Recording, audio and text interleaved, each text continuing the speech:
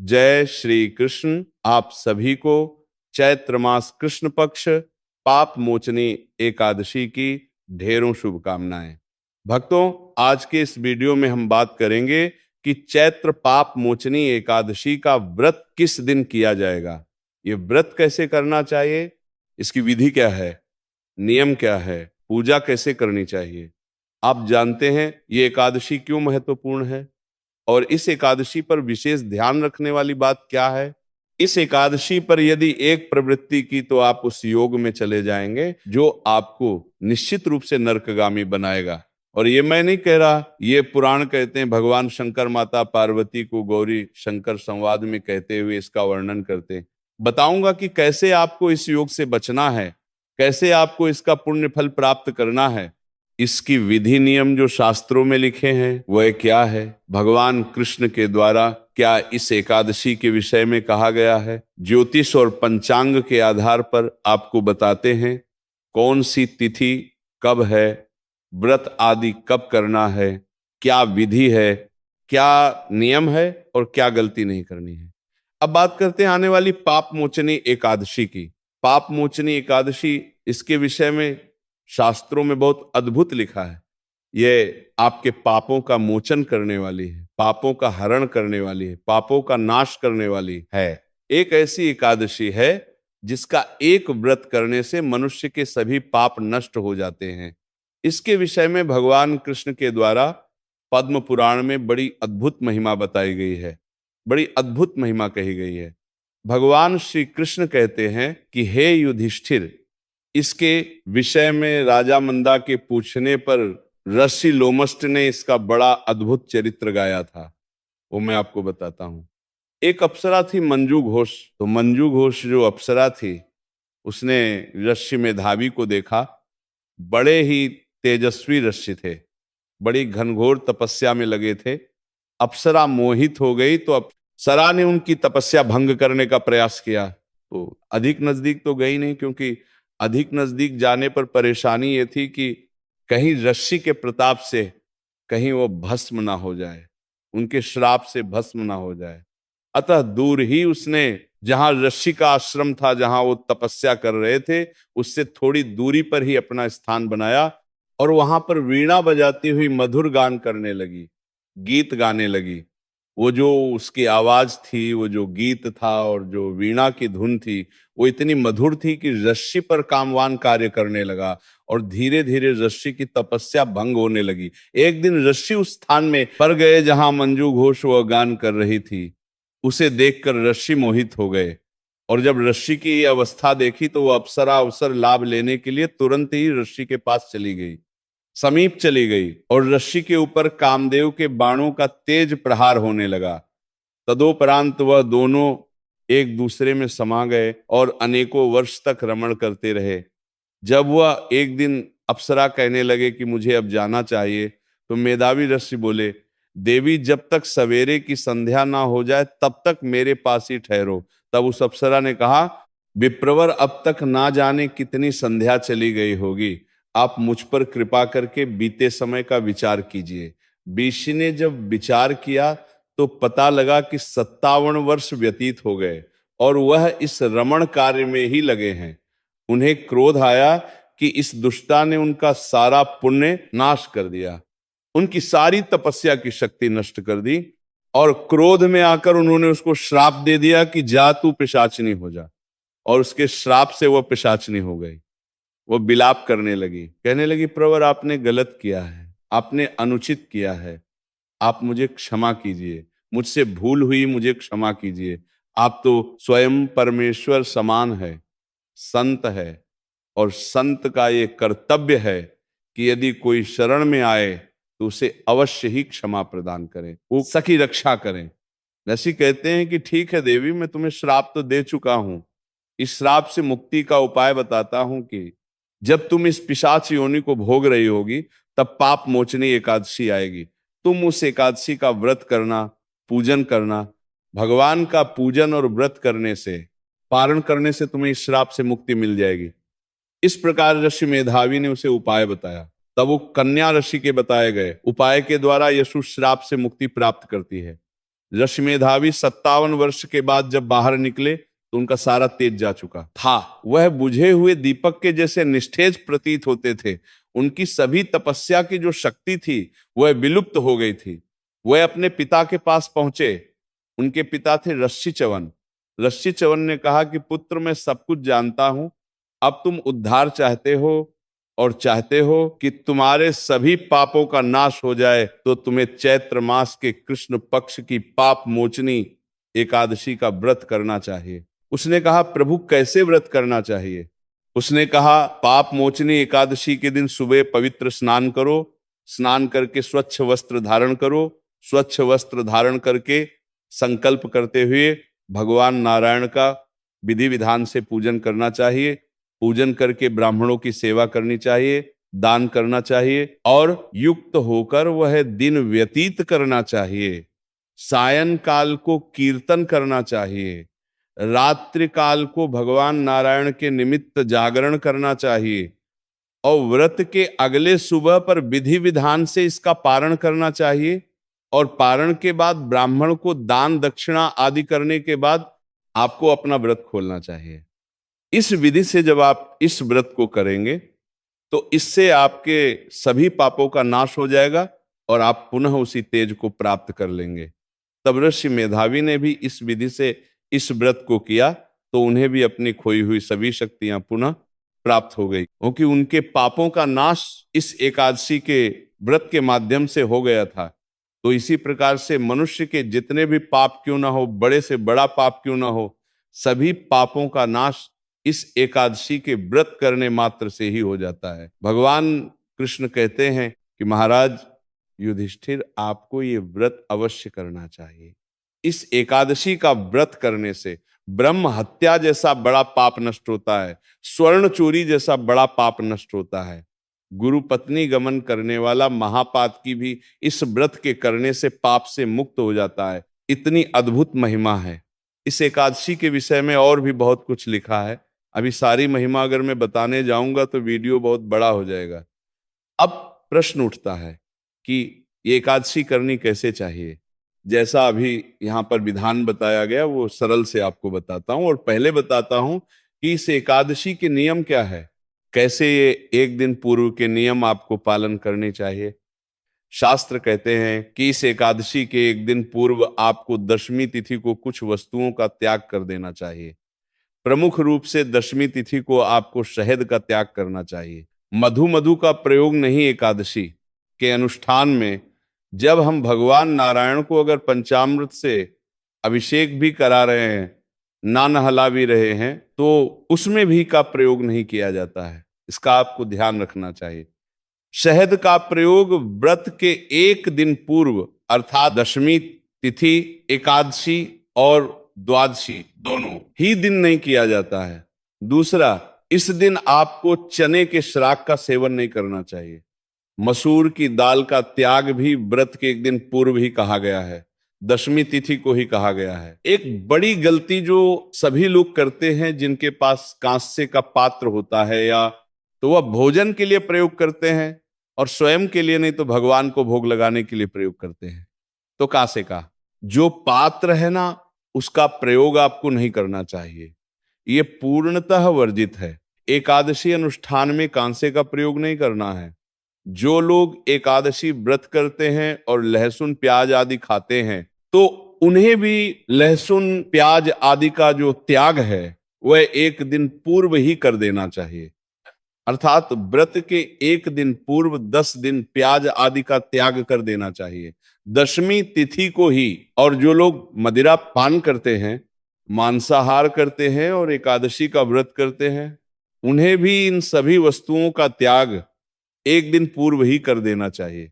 ऐसा ना हो कि आज खूब खाए और कल एकादशी का व्रत कर ले।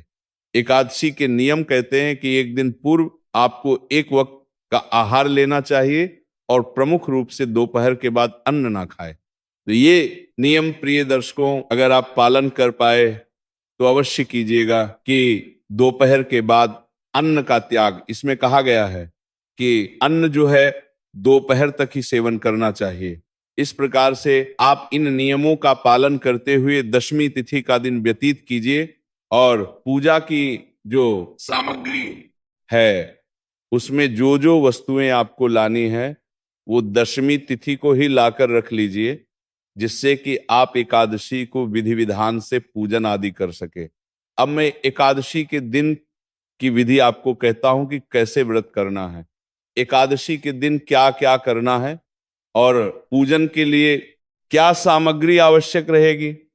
प्रिय दर्शकों, एकादशी के दिन सुबह का स्नान महत्वपूर्ण होता है। स्नान में ध्यान दीजिए कि एकादशी पर बाल नहीं धोए जाते हैं, तो जिन्हें भी बाल धोने हो वह एक दिन पूर्व ही धो लीजिएगा, दिन को देखते हुए।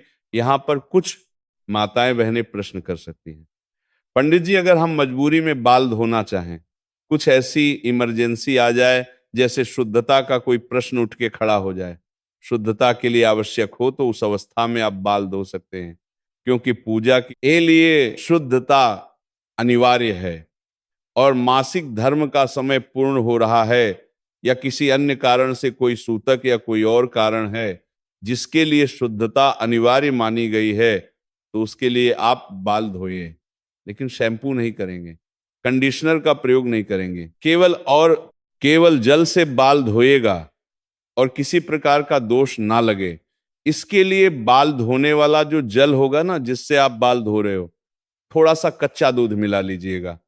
थोड़ा सा कच्चा दूध मिलाने से जो भी दोष होंगे इसके वो सभी दोष दूर हो, किसी प्रकार का दोष आपको नहीं लगेगा। लेकिन ध्यान दीजिएगा, ये उपाय इमरजेंसी इमरजेंसी क्या, जब भी भगवत कार्य के लिए आपको तैयार होना है और शुद्धता नहीं है, तो उसके लिए आप बाल धो सकते हैं।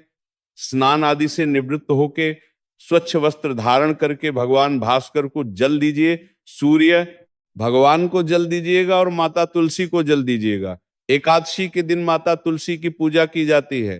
फिर बताऊं, एकादशी को माता तुलसी की पूजा करने में कोई दोष नहीं है, पुण्यदायी ही है। द्वादशी को तुलसी पूजन वर्जित कहा गया है।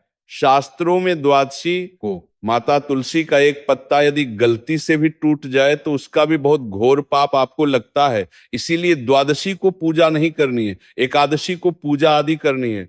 ये पूजा करने के बाद फिर आप भगवान नारायण की स्थापना करते हुए इस एकादशी का पूजन करेंगे।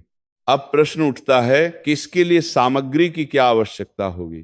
तो सामग्री के रूप में आपके पास होनी चाहिए भगवान नारायण की कोई तस्वीर या प्रतिमा, उनको स्थापित करने के लिए चौकी लीजिएगा।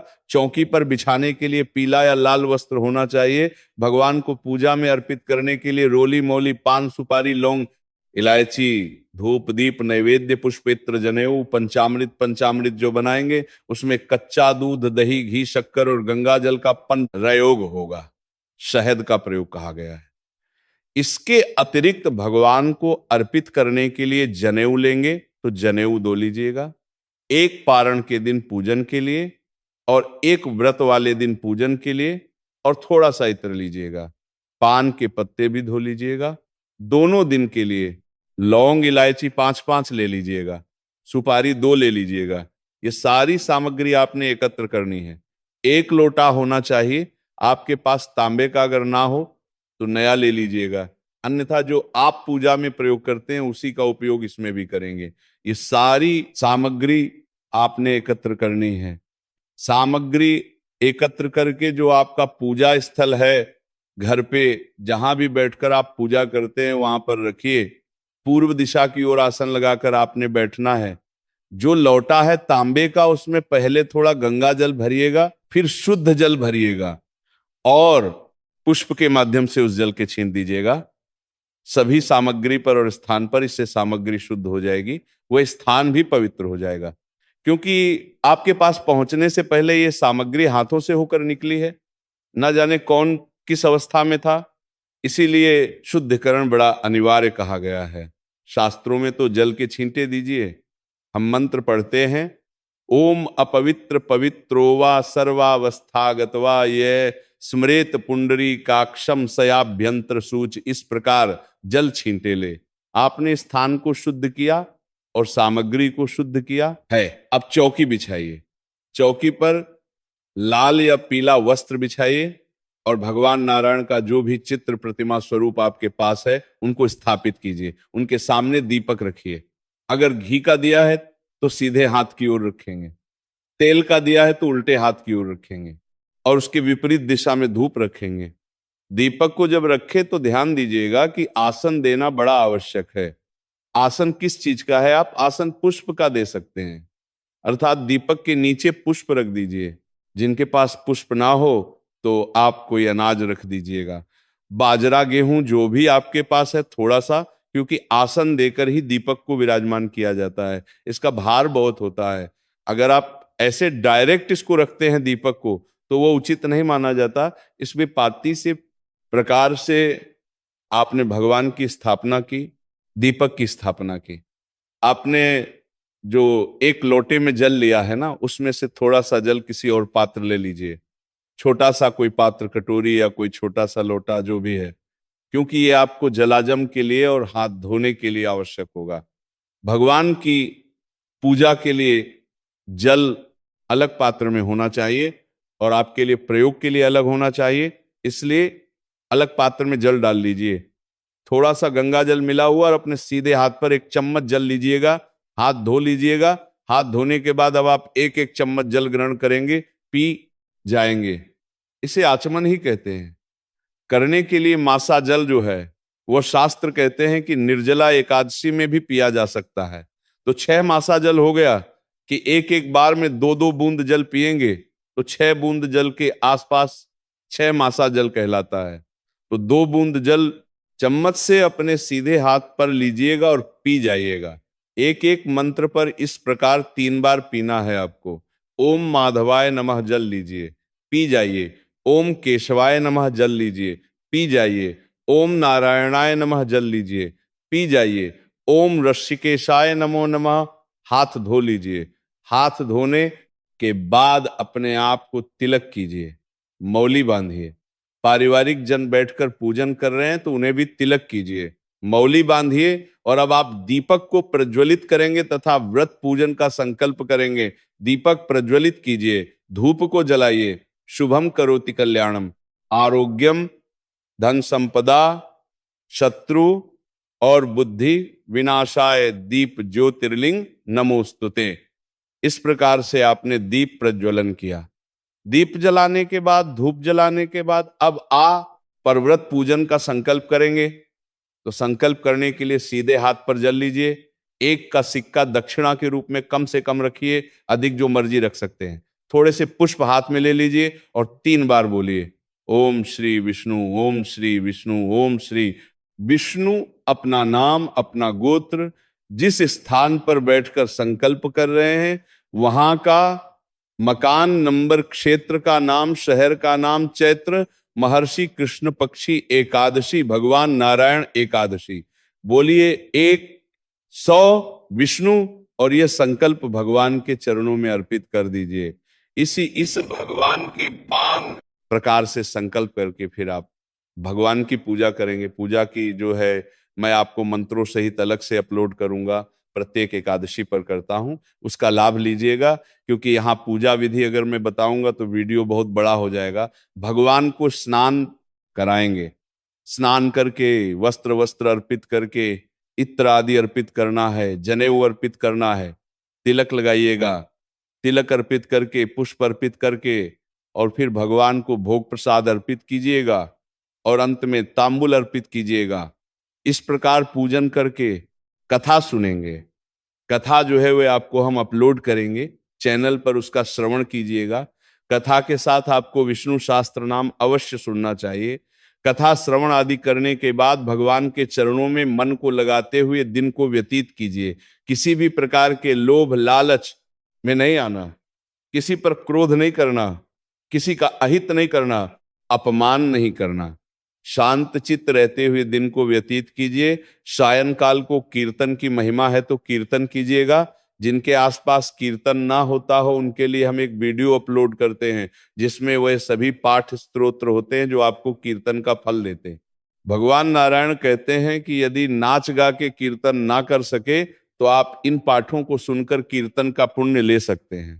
तो वह वीडियो अवश्य सुनिएगा, इससे आपको कीर्तन का फल प्राप्त करने में सहायता मिलेगी। रात्रि जागरण की बड़ी महिमा है, रात्रि जागरण करना चाहिए। कब तक करें? कम से कम 2 बजे तक तो करना ही चाहिए।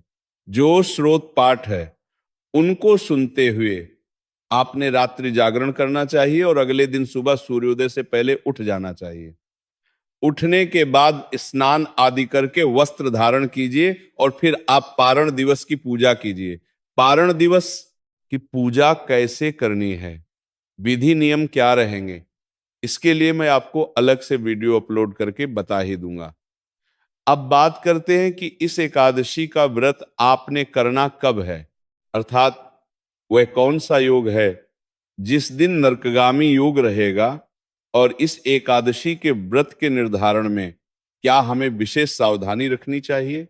तो प्रिय दर्शकों, ये जो एकादशी है जिसे पाप मोचनी कहते हैं, इसकी शुरुआत हो रही है 14 तारीख को, अर्थात 14 मार्च को सुबह 8:10 पर, और इसका समापन हो जाएगा 15 तारीख को सुबह 9:16 पर।